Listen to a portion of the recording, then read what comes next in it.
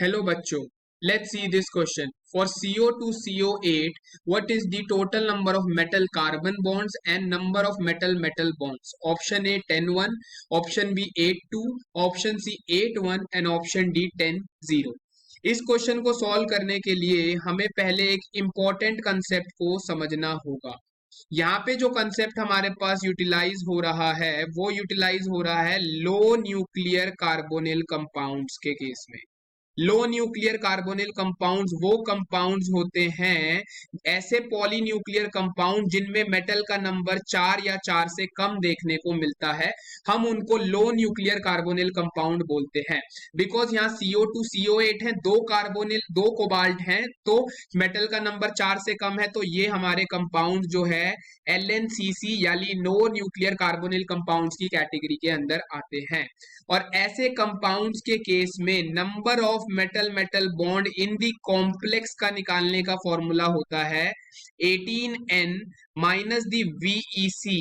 VEC वहां पे क्या देखने को मिलता है? VEC is nothing but the valence electron count divided by 2। This is the formula जो कि यूज होता है नंबर ऑफ मेटल बॉन्ड निकालने के लिए, where N is nothing but the number of metal ion, number of metal atom कितने present हैं।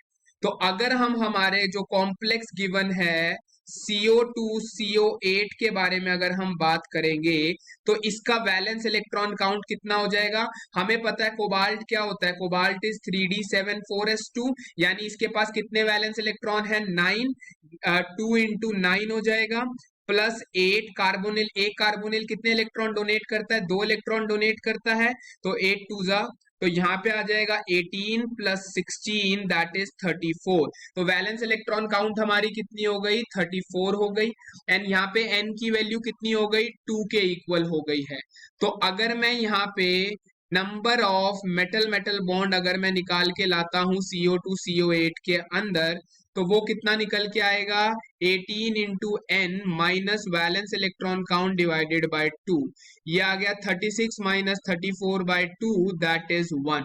यानी इस कॉम्प्लेक्स के अंदर एक ही मेटल बॉन्ड है। तो अगर अब मैं कार्बोनिल के स्ट्रक्चर को यहाँ पे ड्रॉ करके दिखाता हूं, तो इसका स्ट्रक्चर हो जाएगा कोबाल्ट कोबाल्ट के बीच में एक सिंगल मेटल बॉन्ड होगा, एक कार्बोनिल ये रहा, एक ये रहा, एक ये रहा। सिमिलरली यहाँ पे भी हमारे पास 3 कार्बोनिल हमें देखने को मिलेंगे, और 2 कार्बोनिल यहाँ पे कैसे होते हैं? ब्रिजिंग फॉर्म में प्रेजेंट होते हैं।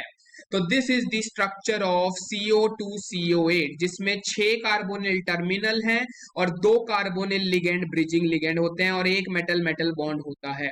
तो मेटल बॉन्ड तो हमारे पास कितने हो गए? एक हो गए। अब दूसरी चीज इन्होंने पूछी है मेटल कार्बन बॉन्ड, तो एक मेटल कार्बन बॉन्ड ये रहा, 2 3 4 5 6, ये भी मेटल कार्बन बॉन्ड है, 7 8 9 10।